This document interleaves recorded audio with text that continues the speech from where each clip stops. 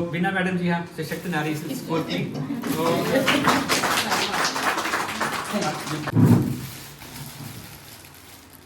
नर के बिना नारी किस काम की है ना। तो नर और नारी दोनों आगे हैं।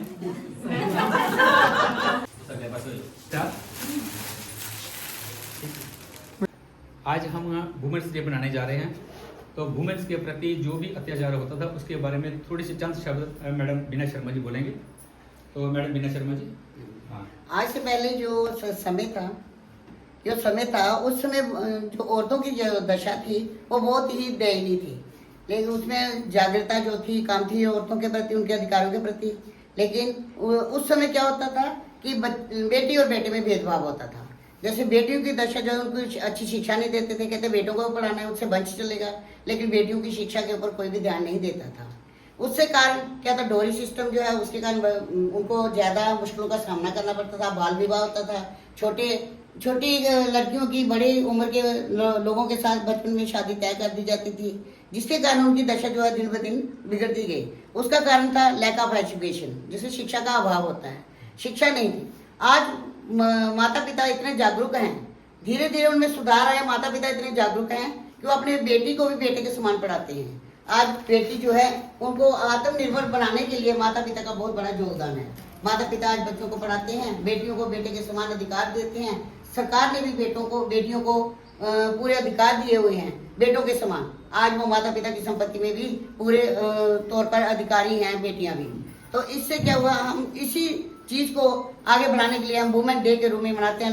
लोगों को औरतों की दशा के बारे में जागरूक करने के लिए हम वुमेन डे सेलिब्रेट करते हैं, ताकि जिनको अपने अधिकारों के बारे में पता नहीं है उनको भी हम अपने विचारों से दूसरों को भी सहमत करें और ये वुमेन डे के रूप में इनको मनाकर सबको औरतों के अधिकारों के बारे में बताएं। धन्यवाद। तो जितनी भी गरीब घर की जो बच्चियां हैं उनको सशक्त करने के लिए, उनको एम्पावरमेंट में लाने के लिए, जिनकी इनकम 1 लाख से कम है, अगर किसी घर में जो बच्ची पैदा होती है तो उसे 1000 का महीना 15 साल के लिए दिया जाता है। और बैंक में भी उसके लिए प्रावधान है। कन्या समृद्धि योजना एक इसमें है जो मोदी जी ने लॉन्च की थी, और उसको 15 साल तक उस अकाउंट को चलाना है, या 18 साल तक अपने अकाउंट में उसको 15 साल तक उसको 1000 का महीना मिलता रहेगा। और जब उसकी शादी होगी, शादी के समय उसको सारा का पैसा मिल जाएगा। तो ऐसा ही एक उसमें है कन्या समृद्धि योजना, उसमें है बैंक में। तो कोई भी बच्ची अपने अकाउंट में 1.5 लाख रुपया हर साल का ज़्यादा से ज़्यादा 1.5 लाख रुपये जमा करवा सकती है, और उसे सबसे ज़्यादा इंटरेस्ट मिलेगा उसमें।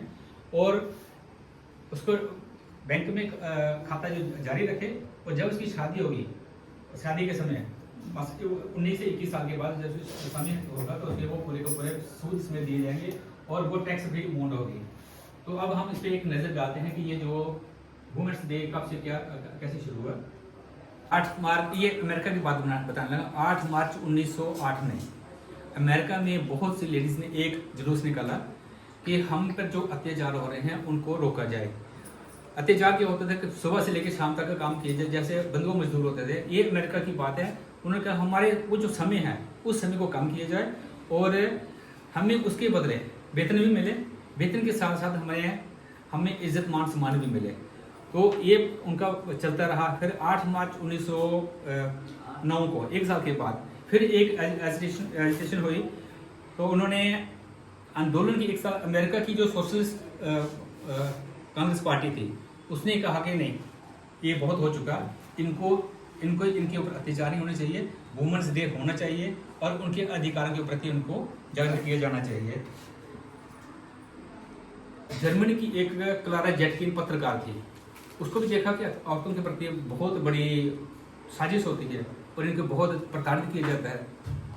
उसने पत्रकारिता में लेख लेके लेडीज़ को इतना जागरूक किया कि गवर्नमेंट भी, वहाँ की गवर्नमेंट भी मजबूर हो गई कि एक वुमेन्स डे होना चाहिए और इनको अधिकारों के प्रति इनको जागृत करना चाहिए।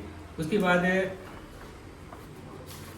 11 में डेनमार्क, स्विट्जरलैंड, ऑस्ट्रिया और जर्मनी में महिला दिवस मनाया गया। फिर 1917 में फिर एक रूस में भी एक एजिटेशन हुई। उन्होंने बोला कि हमें भी वही अधिकार दिए जाने चाहिए जिससे हमें शांति मिले, रोटी मिले और औरतों को बहुत, उससे रशिया में भी और अमेरिका में बहुत प्रताड़ित किया जाता है। अमेरिका में औरतों को उससे पहले वोट डालने का अधिकार भी नहीं था। तो ये था यहाँ पे शुरू हो गया। आखिर में 8 मार्च 1975 एजिटेशन कहाँ शुरू हो गई? 8 मार्च 1908 में, और 8 मार्च 1975 में आखिर यूएनओ ने इसको स्वीकृति दे दी कि वुमेन्स डे पूरे वर्ल्ड वाइड मनाया जाना चाहिए। तो हमें जो भारत में जो प्रसिद्ध नारियां हैं उनके नाम से पहले मनाया जाता था, कोई भी नारी दिवस मनाया जाता था, लेकिन 8 मार्च 1975 के बाद वुमेन्स डे को तौर पर पूरी तरह से स्वीकृति दे दी। और फिर उसके बाद भारत की जो नारी थी, पहली नारी महिला जो जिसके नाम पे मनाया जाता, 13 फरवरी दिवस मनाया जाता था, सरोजिनी नायडू। सरोजिनी नायडू एक फ्रीडम फाइटर थी, और फ्रीडम फाइटर के बाद पहली महिला कांग्रेस प्रेसिडेंट बनी और पहली महिला स्टेट गवर्नर भी बनी। उसके बाद और भी कितनी नारियां थी भारत की? झांसी की रानी, जिसने अपना परिवार सब कुछ छोड़ दिया, सब कुछ त्याग दिया। झांसी की रानी ने भी अपना देश को बचाने की खातिर अपना प्राण त्याग दिए। उसके बाद आते हैं एक लक्ष्मी रेड्डी। मुथु लक्ष्मी रेड्डी की माँ देवदासी थी। देवदासी आप समझते हैं? देवदासी थी, उसको देवदासी के बचाकर प्रोफेसर थे, उन्होंने उसके साथ शादी कर ली और उसमें से मुथु लक्ष्मी रेड्डी पैदा हुई। और मुथु लक्ष्मी रेड्डी जो भारत की पहली महिला डॉक्टर थी और पहली महिला विधायक थी। और उसने भी अपना विधायक रहते हुए उसने भी अपने आप को इतना प्रमोट किया कि उसने भी थोड़ी सी एजिटेशन तय एक बिल लेके आई कि जो बाल विवाह है, बाल विवाह को रोकने में सफल हुई। और बाल विवाह की उम्र उसने बढ़ाकर 14 साल तक, 14 साल की उम्र फिर भी थोड़ा माना जाता है, लड़की थोड़ी ठीक है, उसने बाल विवाह में रोक पाई और 14 साल की उम्र में उन्हें स्वीकृति मिली। उसके बाद और भी भारत की नारियां जैसे द्रौपदी मुर्मू जी हैं और सुषमा स्वराज जी हैं, शीला दीक्षित जी हैं, और कितनी नारियां थी, महान नारियां जिन्होंने देश को आगे ले जाने में अहम भूमिका निभाई।